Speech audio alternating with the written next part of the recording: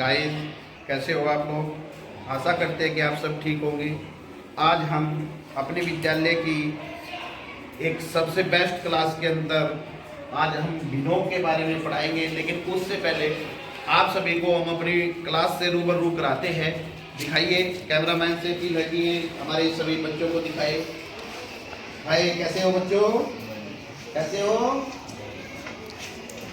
ये हमारे विद्यालय के बहुत ही अच्छे स्टूडेंट्स जो कि पिछले वर्ष अपनी कक्षाओं में 50% से अबव थे, अगली बार इन्होंने वादा किया है कि ये 80% तक के मार्क्स लेकर के आएंगे। मेहनत बहुत ज़्यादा कर रही है लड़कियां भी और हमारे लड़के भी। ठीक है, तो आज बेटे आपको हम फ्रैक्शन का ज्ञान कराएंगे कि फ्रैक्शन क्या होता है, भिन्न क्या होती है। भिन्न आपकी जो P बटे Q के रूप में लिखी जा सकते हैं, जो भी आपके P और Q के रूप में लिखे जा सकते हैं उसको हम भिन्न कहते हैं। P बटे Q के रूप में लिखी जा सकने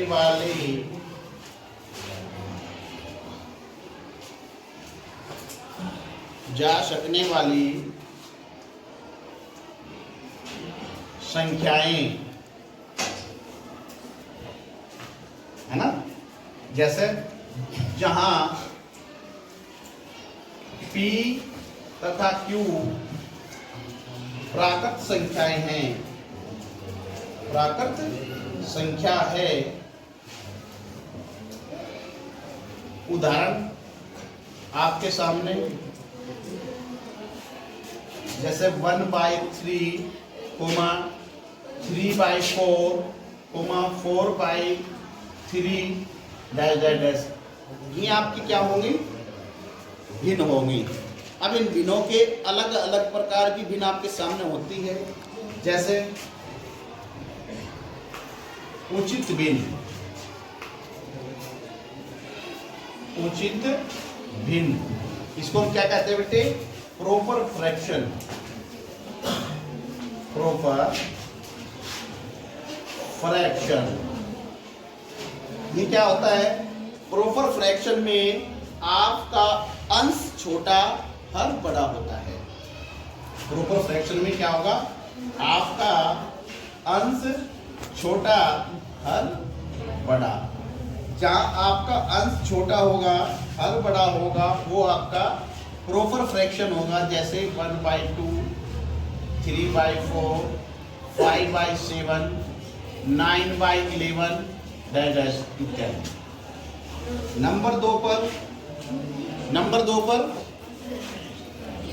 पर क्या आएगा बेटा? नंबर 2 पर आएगा अनुचित भिन्न। अनुचित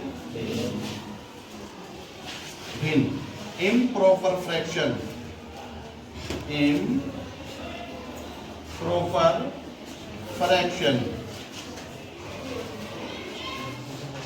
improper fraction में क्या होगा? इसका उलट होगा, इसका विपरीत होगा। यहाँ अंश छोटा था, अब की बार अंश क्या होगा बेटा? बड़ा हर छोटा। जैसे 3/2, 5/4, 7/6 डैश। और इसी का रूप लेकर के आपके सामने एक और फ्रैक्शन होता है जिसको हम बोलते हैं मिश्रित भिन्न। क्या बोलते हैं बेटे? मिश्रित भिन्न। ये मिश्रित भिन्न क्या होता है बेटा? Mixed fraction. Mixed fraction. Mixed fraction में क्या होता है कि ये अनुचित भिन्न का ही एक रूप होता है। कैसे? जैसे सपोज करो ये देखिए 3/2, ये एक अनुचित भिन्न है और ये एक मिक्स फ्रैक्शन भी है। कैसे होगा? अब जरा देखना। हम इसको क्या करते हैं बेटा कि 3 को 2 से डिवाइड करते हैं।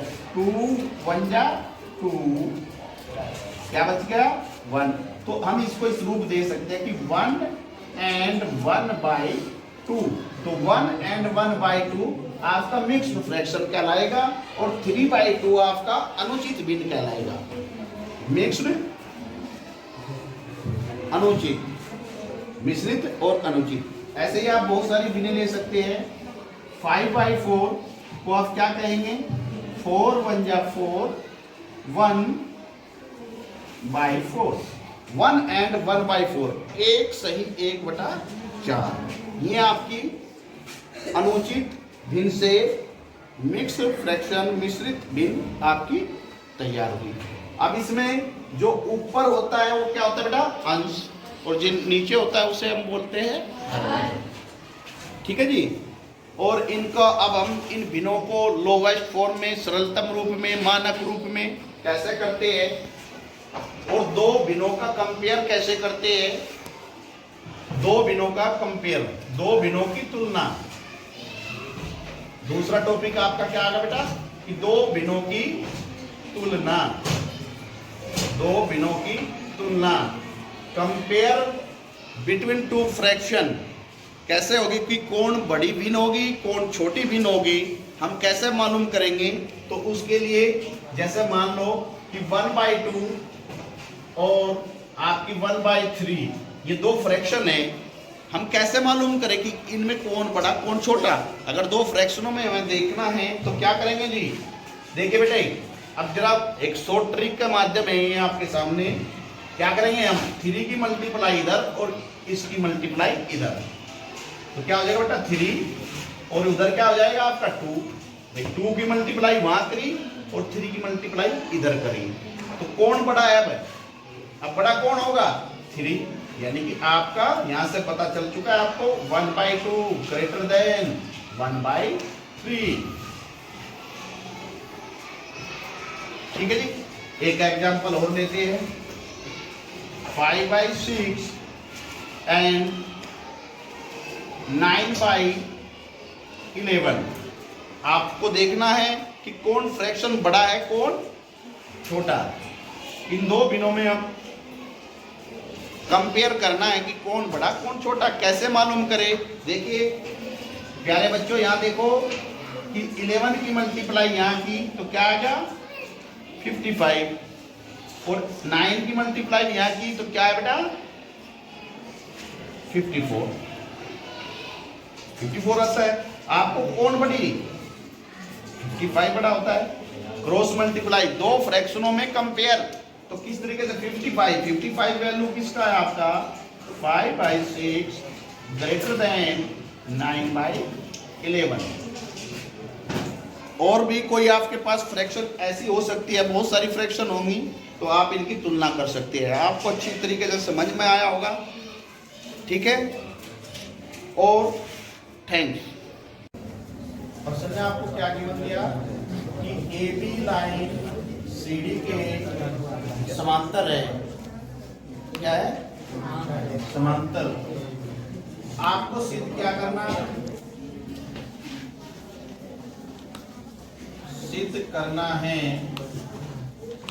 Angle ABP, angle ABP plus angle BPD, angle BPD plus angle CDP, angle CDP बराबर बेटे 360 डिग्री। यहाँ ध्यान रखेंगे आप, इसमें थोड़ी सी हमें कंस्ट्रक्शन करनी पड़ेगी, रचना करनी पड़ेगी। ये रचना क्या होगी आपकी?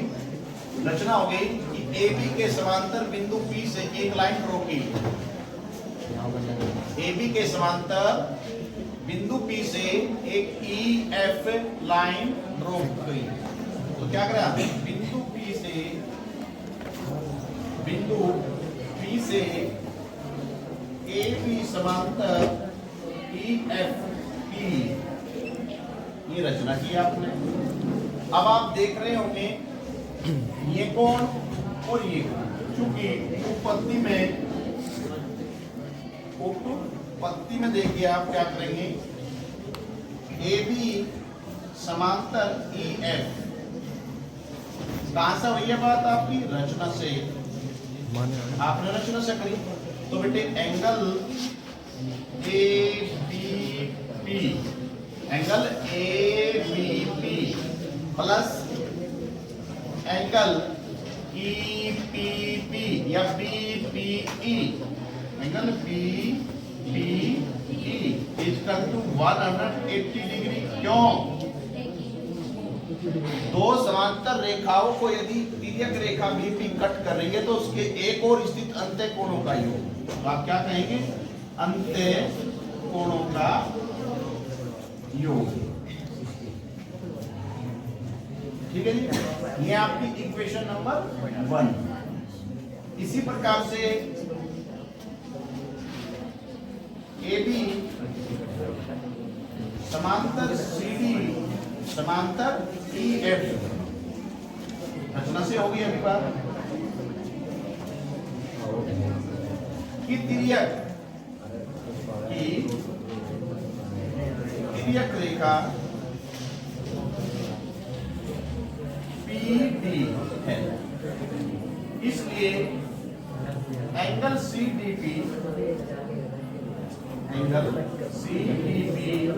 प्लस एंगल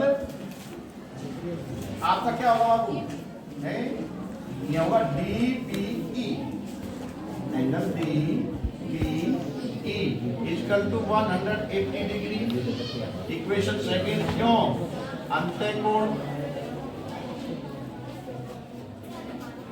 आप समीकरण फर्स्ट और सेकंड ले सकते हैं प्लस करके। समीकरण first plus angle ABP plus angle BPE plus angle DPE plus angle CDP equal to 180 degree plus 180 degree. ये कैसे हुआ? क्योंकि आप जानते हैं यदि हम दो समीकरणों को आपस में जोड़ते हैं तो लेफ्ट में लेफ्ट जुड़ेगी और राइट में राइट जुड़ती है, लेफ्ट में लेफ्ट और राइट में राइट जुड़ती है।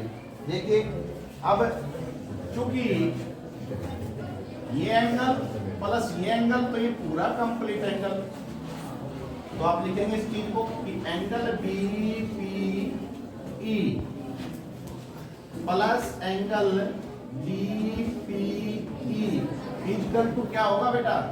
BPE क्या होगा? एंगल DPD होगा नहीं होगा? इसलिए इसमें पुट कर दीजिए angle ABP plus angle angle BPD plus angle CDP equal to 360 degree. आपके पर्सन ने जो आपसे डिमांड की थी वो आपके सामने। कोई और नेक्स्ट क्वेश्चन है आपका? पर्सन ने गिवन है और आप क्या जानते हैं? क्योंकि हम क्या जानते हैं कि तीनों कोणों का योग 180 अंश होता है। ये आपकी इक्वेशन नंबर 3। अब इन तीनों इक्वेशनों को आपको सोल्व करना है। क्या कर सकते हैं जी? हम यहां से देखिए, अगर हम B माइनस C इसके साथ ले angle B minus angle C equal to 30 degree, ये इक्वेशन सेकंड की, और दोनों को यदि जोड़ दे, इन दोनों क्या करें जी हमने? सेकंड प्लस थर्ड लेने पर तो क्या होगा बेटे? देखिए प्लस का C माइनस का C कट जाएगा और ये क्या हो जाएगा आपका? Angle A plus 2 angle B और बराबर क्या हो जाएगा आपका? 210 डिग्री। ये आपकी चौथी समीकरण का निर्माण हुआ। अब आपकी पहले क्या है बेटे?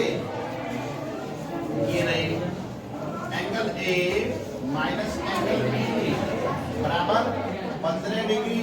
ये आपकी इक्वेशन फर्स्ट है। और पुनः अब क्या करें देखते हैं, हमें A का विलोपन करना है, A को यहाँ से हटाना है। क्या करेंगे? समीकरण फोर्थ में से फर्स्ट सबट्रैक्ट कर देंगे, तो हमें यहाँ लिखना पड़ता है घटाने पर।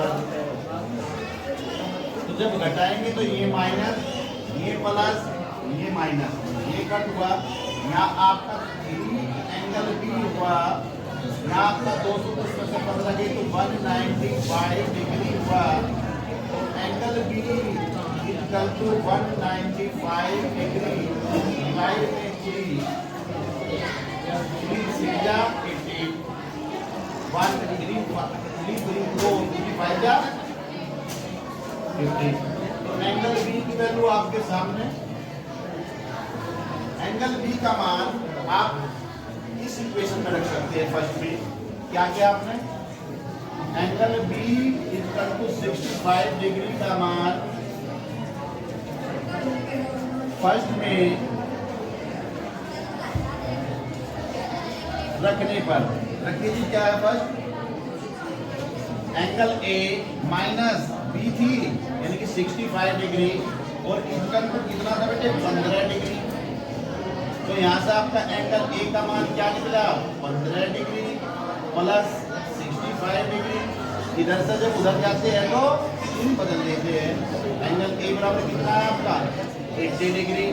अब आपके पास ए और बी के मान है, आप इक्वेशन नंबर 3 में इनको रख सकते हैं। Angle B equal to 65 degree के मान 3 में रखने पर देखिए ए की वैल्यू कितनी 80 डिग्री, बी की वैल्यू कितनी 65 degree plus angle C equal to 100।